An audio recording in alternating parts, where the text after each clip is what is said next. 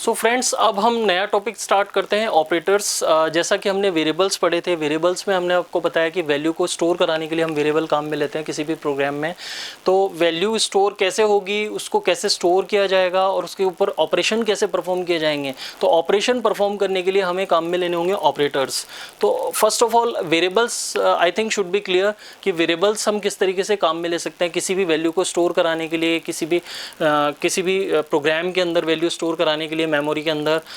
तो हमें वो एड्रेस, पर्टिकुलर लोकेशन या एड्रेस पे जाके हमें वेरिएबल या कांस्टेंट वैल्यू को स्टोर करा सकते हैं। तो ऑपरेटर्स किस तरीके से वेरिएबल्स के साथ काम करते हैं या किसी भी कांस्टेंट वैल्यू के साथ काम करते हैं, तो इसके लिए हमें सबसे पहले ऑपरेटर्स के बारे में जानकारी होना जरूरी है। ऑपरेटर्स होते क्या हैं, इसकी डेफिनेशन क्या होती है। तो पहले हम डिस्कस कर रहे हैं कि ऑपरेटर्स जो होते हैं वो perform operations. It is used to perform operations on variable and values. किसी भी वेरिएबल और किसी भी वैल्यूज़ के ऑपरेशन अगर मुझे परफॉर्म करने हैं तो उसके लिए मुझे ऑपरेटर्स काम में लेने होंगे। तो ऑपरेटर्स काम में लेने के लिए मुझे डिफरेंट ऑपरेशन परफॉर्म करने होंगे। डिफरेंट ऑपरेशन परफॉर्म करने के लिए मुझे यहाँ पर अलग अलग डेटा टाइप्स लेते हुए अर्थमेटिक ऑपरेटर्स जैसे एग्जांपल बहुत सारे अभी मैं आपको बताऊंगा कि किस किस तरह के टाइप्स के ऑपरेटर्स हम काम में ले सकते हैं। फॉर एग्जाम्पल हम बेसिकली यहाँ पर जो काम में लेते हैं वो 7 टाइप्स के ऑपरेटर हम यहाँ काम में लेते हैं। जैसे फॉर एग्जांपल पहला ऑपरेटर का नाम हमारा है अर्थमेटिक ऑपरेटर। तो अर्थमेटिक ऑपरेटर का मीनिंग हो गया कि हम यहाँ पर अगर कोई दो वैल्यूज़ को, दो वेरिएबल्स को, दो कांस्टेंट वैल्यू को या दो स्ट्रिंग वैल्यू को, कोई सी भी वैल्यू हो, उनको अगर मैं एडिशन करना चाहता हूँ तो एडिशन करने के लिए मुझे कौन सा ऑपरेटर काम में लेना पड़ेगा, अर्थमेटिक ऑपरेटर काम में लेना पड़ेगा।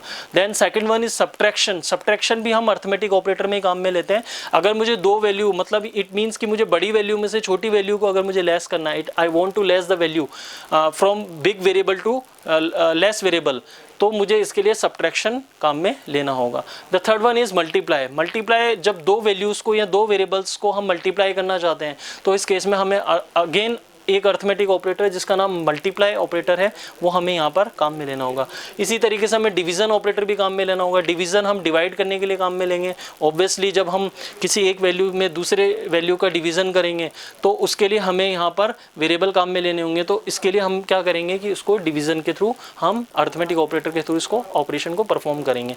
Then modulus. मॉड्यूलस के लिए हमें क्या करना पड़ेगा, अगर मैं दो वेरिएबल काम में लेता हूँ एक्स और वाई को डिवाइड करता हूँ, इट मीन्स डिवीजन ऑपरेटर काम में लेता हूं, तो उसके बाद जो मेरे पास रिमाइंडर बचेगा वो रिमाइंडर मेरा मॉड्यूलस ऑपरेटर होगा। और इस मॉड्यूलस ऑपरेटर को मैं कहां काम में लूंगा, अर्थमेटिक ऑपरेटर में काम में लूंगा। Then again एक्सपोनेशन। एक्सपोनेशन आपने मैथमेटिक्स में भी थोड़ा बहुत देखा होगा। एक्सपोनेशन होता है एक्स की पावर वाई। फॉर एग्जाम्पल मैं एक्स की पावर वाई लगाता हूँ, इट मीन्स मैं जैसे फॉर एग्जाम्पल मैंने एक्स की वैल्यू ली 2 एंड y की वैल्यू मैंने ली 3, इट मीन्स 2 की पावर 3, इट मीन्स रिजल्ट में आएगा आपका 8। तो एक्सपोनेशन साइन के लिए भी मुझे नॉर्मली कौन सा ऑपरेटर काम में लेना पड़ेगा, अर्थमेटिक ऑपरेटर काम में लेना पड़ेगा। देन सेकंड वाले ऑपरेटर पे आते हैं हम, असाइनमेंट ऑपरेटर क्या होते हैं, व्हाट इज असाइनमेंट ऑपरेटर। तो दोस्तों असाइनमेंट ऑपरेटर का मतलब होता है हम कोई भी जब वैल्यू असाइन करते हैं किसी भी वेरिएबल को तो वो हम असाइनमेंट ऑपरेटर के थ्रू ही करते हैं। इट मीन्स कि हम पहले असाइनमेंट ऑपरेटर में उसकी वैल्यू असाइन करेंगे, देन उसके बाद में अर्थमेटिक ऑपरेटर के थ्रू हम उसमें ऑपरेशन परफॉर्म करेंगे।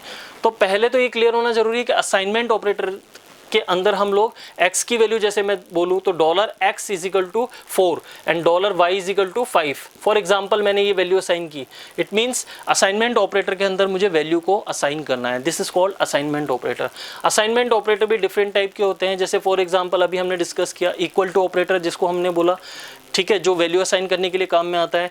एक ऑपरेटर होता है जब हम काम में लेते हैं x plus equal to 4, it means कि वो वैल्यू क्या असाइन कर रहा है, $x equal to $x plus 4, यानी वो जो वैल्यू 4 असाइन की गई है उसी वैल्यू को अगर हम इंक्रीज करना चाहते हैं, आगे बढ़ाना चाहते हैं, तो इसी के अंदर हम असाइनमेंट ऑपरेटर में प्लस इक्वल टू ऑपरेटर भी काम में ले सकते हैं। But we will discuss in detail में हम इसको डिस्कस करेंगे एक एक ऑपरेटर को। अभी हम सिर्फ इसका ओवरव्यू देख रहे हैं। Then third one is comparison operator. Comparison operator दोस्तों तब काम में लेते हैं जब हमें कोई दो वेरिएबल्स की वैल्यू को कंपेयर करना हो। फॉर एग्जांपल एक x के अंदर वैल्यू है, वो इंटीजर टाइप की वैल्यू है, y में भी एक वैल्यू है जो इंटीजर टाइप की है। तो अगर मुझे मुझे दोनों को कंपेयर करना है कि x की वैल्यू बड़ी है या y की वैल्यू बड़ी है। फॉर एग्जांपल मैं ये चेक करना चाहता हूँ x और y में से कौन बड़ा है, तो मैं यहाँ पर कंपैरिजन ऑपरेटर के थ्रू उसको चेक करवा सकता हूँ कि x की वैल्यू बड़ी है या y की वैल्यू बड़ी है। अगर मैं स्ट्रिंग के केस में भी देखूँ तो स्ट्रिंग के केस में भी ये काम कर सकता हूँ। फॉर एग्जाम्पल मैंने दो अलग अलग स्ट्रिंग ली है, अब मैं ये चेक करना चाहता हूँ स्ट्रिंग में वर्ड्स किस में ज़्यादा आ रहे हैं, स्ट्रिंग 1 में आ रहे हैं, स्ट्रिंग 2 में आ रहे हैं, तो इन दोनों को कंपैरिजन कर सकता हूँ वर्ड्स के थ्रू। तो यहाँ वर्ड्स को कंपेयर करने के लिए भी हमारे पास जो ऑपरेटर काम में लेंगे वो होगा comparison operator. Okay friends, now we are going to be discuss increment and decrement operator. ये बहुत इंपॉर्टेंट ऑपरेटर होता है। हम किसी भी प्रोग्राम में वैल्यू को बढ़ाने के लिए और उसको कम करने के लिए इंक्रीमेंट और डिक्रीमेंट ऑपरेटर काम में लेते हैं। फॉर एग्जांपल अगर $x की वैल्यू 4 है और मैं चाहता हूं कि इसकी नेक्स्ट टाइम जब इसमें लूप चले या नेक्स्ट टाइम पे इसकी वैल्यू असाइन हो तो वो बढ़ के असाइन हो, तो इसके लिए मुझे इसके नीचे साथ में इंक्रीमेंट या डिक्रीमेंट ऑपरेटर काम में लेना पड़ेगा। अगर वैल्यू बढ़ाना चाहता हूँ तो इंक्रीमेंट ऑपरेटर काम में लेना पड़ेगा, अगर वैल्यू को कम करना चाहता हूँ तो डिक्रीमेंट ऑपरेटर काम में लेना पड़ेगा। तो इसमें भी दो तरह के इंक्रीमेंट और डिक्रीमेंट ऑपरेटर हम काम में लेते हैं। एक होता है प्रीफिक्स और एक होता है पोस्ट फिक्स। प्रीफिक्स का मतलब होता है किसी भी वेरिएबल के आगे मैं पहले साइन यूज करूंगा। जैसे फॉर एग्जांपल मैं $x लिख रहा हूं तो उससे पहले मैंने साइन यूज किया प्लस $x। इट मींस कि हम पहले यहाँ पर इंक्रीमेंट करेंगे, देन उसके बाद वेरिएबल के अंदर उसकी वैल्यू को असाइन करेंगे। सेम कॉन्सेप्ट हम प्री इंक्रीमेंट और प्री डिक्रीमेंट दोनों में कर सकते हैं।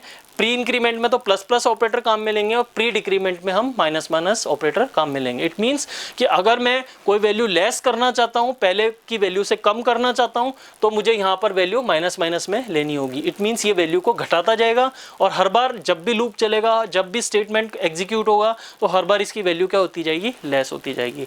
ठीक है, तो यहाँ हम प्री और पोस्ट इंक्रीमेंट काम में ले सकते हैं। इसी तरह पोस्ट इंक्रीमेंट में ये क्या करता है कि पोस्ट इंक्रीमेंट में जैसे फॉर एग्जांपल मैंने लिया $x++, वहां लिया था मैंने $x, यहां मैं ले रहा हूं $x++। इट मींस पहले वैल्यू असाइन करेगा फिर इंक्रीमेंट करेगा, जबकि प्री के अंदर ये करता है कि पहले वैल्यू को इंक्रीमेंट करता है फिर वैल्यू को असाइन करता है। इट मींस वो बढ़ी हुई वैल्यू आती है वहां पर, और यहां पर पहले वैल्यू असाइन हो जाती है फिर बढ़ती है उसकी वैल्यू, फिर इंक्रीमेंट होती है उसकी वैल्यू। और अगर उसकी डिक्रीमेंट ऑपरेटर काम में लेना है तो यहां पर हम क्या लेंगे, $x-। इट मींस जो वैल्यू हम असाइन कर रहे हैं उसी वैल्यू को ये डिक्रीमेंट करेगा, यानी कि पहले वैल्यू असाइन होगी फिर उसको हम डिक्रीमेंट करेंगे, लेस करेंगे। तो ये ऑपरेटर आपका काम में लेते हैं हम इंक्रीमेंट एंड डिक्रीमेंट ऑपरेटर। दोस्तों फिर नेक्स्ट ऑपरेटर जो हम काम में लेते हैं वो है लॉजिकल ऑपरेटर। तो लॉजिकल ऑपरेटर पे अगर हम बात करें तो लॉजिकल ऑपरेटर में हम कंडीशंस को भी चेक करा सकते हैं लॉजिकल ऑपरेटर में, और हम ये चेक कर सकते हैं फॉर एग्जांपल अभी जैसे मैंने एक एग्जांपल अभी आपको दिया कि x की वैल्यू y से बड़ी है या छोटी है, यानी x बड़ा है या छोटा है, तो इसको मैं यहाँ पर लॉजिकल ऑपरेटर के थ्रू भी चेक कर सकता हूँ। लॉजिकल ऑपरेटर में हम एंड ऑपरेटर भी काम में लेते हैं, बिटवाइज और ऑपरेटर भी काम में लेते हैं। तो एंड और ऑपरेटर के थ्रू हम दो स्टेटमेंट को एक साथ चेक करा सकते हैं कि यहाँ पर वैल्यू सही जा रही है या वैल्यू सही नहीं जा रही है, यानी दोनों चीजें हम we can check it. Okay, so we have to do in logical operator, we have logical and operator, logical bitwise और ऑपरेटर, और एक और होता है एक्सॉर ऑपरेटर। तो हम तीनों के थ्रू हम यहाँ पर वैल्यू को चेक करा सकते हैं लॉजिकली इट इज करेक्ट और wrong.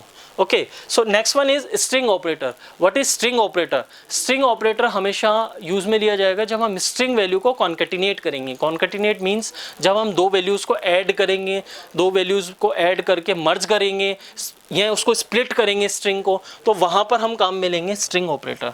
Okay, next one is array operator. तो एरे ऑपरेटर हम एरे के केस में काम में लेंगे। दोस्तों एरे हमने सी में और C++ में भी थोड़ा बहुत पढ़ा है एरे क्या होते हैं। एरे हमेशा सिमिलर डेटा टाइप के लिए यूज में लिए जाते हैं। It means similar data type means अगर हमारा डेटा टाइप सेम टाइप का है, जैसे for example I want to store the value of 10 students, 10 student की वैल्यू को स्टोर कराना चाहता हूँ, मैं मार्क्स स्टोर कराना चाहता हूँ, तो 10 के मार्क्स मेरे इंटीजर टाइप के होंगे, तो उन 10 के लिए मुझे अलग अलग डिक्लेरेशन करने की जरूरत नहीं है। उन पूरे 10 स्टूडेंट्स का डिक्लेरेशन एक एरे के अंदर कर दूंगा और वैल्यू इनिशियलाइज कर दूंगा। तो वहां पर ये एरे ऑपरेटर काम में मैं ले सकता हूँ। एरे को डिफाइन करने के लिए मेरे पास में स्क्रिप्ट और सबस्क्रिप्ट काम में लेते हैं। तो स्क्रिप्ट हम यहाँ पर लेंगे और यहाँ पर इसकी साइज डिफाइन करेंगे, तो एरे का नाम और उसकी साइज के साथ में एरे ऑपरेटर यूज में लिया जा सकता है। लास्ट ऑपरेटर आपका है कंडीशनल ऑपरेटर। तो कंडीशनल ऑपरेटर में जैसे हम यहाँ पर चेक कर सकते हैं कंडीशन, जैसे if a is greater than b, तो क्या प्रिंट करे, ए प्रिंट कर दे। अगर ए की वैल्यू बी से बड़ी है तो ए प्रिंट हो जाए, एल्स कौन सी वैल्यू प्रिंट हो जाए, बी वैल्यू प्रिंट हो जाए। इट मीन्स यहाँ पर कंडीशन ऑपरेटर जो काम करेगा वो दो कंडीशंस को चेक कराने का काम करेगा।